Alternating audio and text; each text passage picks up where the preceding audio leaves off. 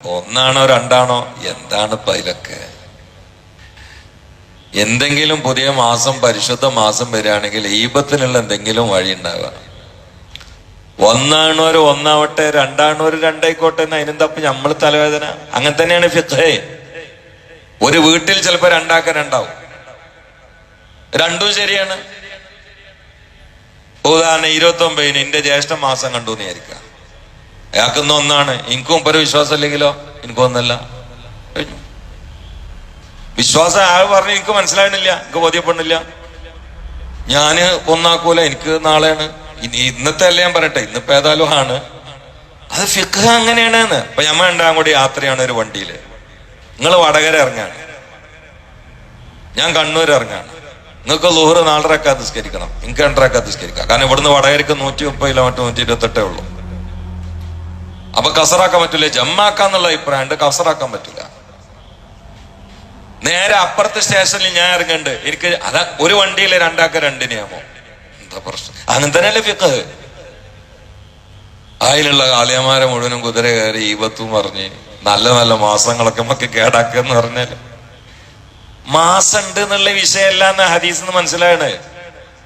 29 ഇന്നലെ ഇപ്പം മാസം കാണാൻ സാധ്യതയുണ്ട്. അവിടെയാണ് മിഞ്ഞാന്ന് ഫൈന ഉമ്മ അലൈക്കും എന്ന ഹദീസിൽ ഒരു വാക്കുണ്ട്.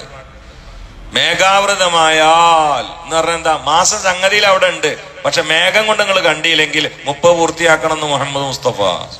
ഇത് ഹദീസല്ലേ? അപ്പൊ പിന്നെ ഉറപ്പിച്ചോരോ നമ്മൾ കുറ്റം പറയരുത്. അവര് കണ്ടിട്ടുണ്ടാവണം, മറ്റുള്ള കാലിമാർക്ക് ബോധ്യപ്പെട്ടിട്ടുണ്ടാവില്ല. ഓരോ കാലിമാരുടെ കീഴിൽ ആരൊക്കെ നിൽക്കണ അതിനനുസരിച്ചുകൊണ്ട് അമല ചെയ്യുക. അതാണ്ടുകൊണ്ട് ഈപത്ത് പറയാൻ കാരണമാക്കരുത്. അത്രയുള്ള ആ വിഷയത്തിലൊക്കെ നമ്മൾ വെറുതെ ഈ നാവ് കേടെടുത്താൻ നിൽക്കരുത്. നാവ് എന്ന് പറഞ്ഞാൽ വിനയാണ്. ഏറ്റവും വലിയ വിനന്റെ ആയുധമാണ് നാവ്. മനുഷ്യ ശരീരമാകുന്ന രാഷ്ട്രത്തിന്റെ തലസ്ഥാന നഗരിയിലാണ് ഈ സാധനം ഫിറ്റ് ചെയ്തത്. വേറെ എവിടെയും സ്ഥലമില്ലാത്തോണ്ടല്ലോ, മേലെ കൊണ്ടുപോയിട്ടാ ഫിറ്റ് ചെയ്തത്. അതിന് ഉള്ളിന്റെ ഉള്ളില് ചുണ്ടിന്റെ അപ്പുറം, മീശന്റെ അപ്പുറം, ചുണ്ടിന്റെ അപ്പുറം, പല്ലിന്റെ അപ്പുറം അണ്ണാക്കൊക്കെ കൊണ്ട് വലിച്ചു കെട്ടിയതാണ്. ഇങ്ങനെ വളർത്തല് വേപ്പനായനല്ലേ? ഏറ്റവും അപകടകാരിയല്ലേ ഇങ്ങനെ വളർത്തല്? ഈ സൃഷ്ടിപ്പിൽ തന്നെ ഒരു തത്വമുണ്ട്, ഇത് പുറത്തേക്ക് ഇടുമ്പോ ശ്രദ്ധിക്കണമെന്നാണ്. ഇത് പുറത്തേക്ക് ഇടുമ്പോ ശ്രദ്ധിക്കണമെന്ന്.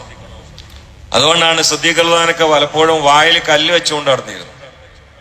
ആളുകൾ ചോദിക്കും എന്തിനാ തൊള്ളയെ കല്ല് വെച്ചിരിക്കണെന്ന്. അറിയാതെ വല്ലതും പറയണ്ടെന്ന് മേടിച്ചിട്ടാന്ന് അറിയാം. ഇന്നൊക്കെ ഒരു ലോഡ് കല്ലിറക്കേണ്ടി വരും വെക്കുകയാണെങ്കിൽ. ഓരോരുത്തര് തെറ്റുകളും ഹറാമുണ്ടെങ്കിൽ നമുക്ക് ആണ്ടുകൊണ്ട് ഏറ്റുമുട്ടാം. അങ്ങനത്തെ വിഷയമില്ലല്ലോ. ബോധ്യപ്പെടുന്ന അനുസരിച്ചുകൊണ്ട് ഓരോരുത്തർ വിരിക്കട്ടെ. അവരെ തുടരുന്ന ആളുകൾ അതനുസരിച്ച് പോട്ടെ. അങ്ങനെ തന്നെയാണ് ഫിഖ് എന്ന്. ഫിഖ് അനുസരിച്ചുകൊണ്ടല്ലേ അമല ചെയ്യേണ്ടത്. നമ്മളെന്തിനാ അതിലൊക്കെ കരിവാരി തേക്കണത്? നമ്മളെ അമലേറ്റ് പോയാൽ പോരെ.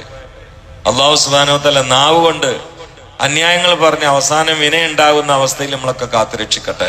ഫിഖിയായ ചില കാര്യങ്ങളിൽ, ശാഖാപരമായ ചില കാര്യങ്ങളിലൊക്കെ ആണ്ടുകൊണ്ട് അഭിപ്രായവ്യത്യാസം ഉണ്ടാവും. അത് നമ്മൾ ആണ്ടുകൊണ്ട് ഏറ്റുമുട്ടിയിട്ട് ശത്രുക്കളാവരുത്. അതൊക്കെ ഫിഖ് അങ്ങനെ തന്നെയാണ്. ഓരോ ആളുകൾക്ക് ബോധ്യപ്പെട്ടത് അവർ പറയും, അതനുസരിച്ചുകൊണ്ട് അത് വിശ്വാസമുള്ള ആളുകൾക്ക് പോകാമെന്നല്ലാതെ ചേരി തിരിയാൻ അത് കാരണമാക്കരുത്. നമ്മുടെ ഈമാൻ നഷ്ടമാണ്. അള്ളാഹു കാത്തുരക്ഷിക്കട്ടെ. സല്ലല്ലാഹു അലാ മുഹമ്മദ് സല്ലല്ലാഹു അലൈഹി വസല്ലം. സല്ലല്ലാഹു അലാ മുഹമ്മദ് സല്ലല്ലാഹു അലൈഹി വസല്ലം. اللهم صل على محمد يا ربي صل عليه وسلم.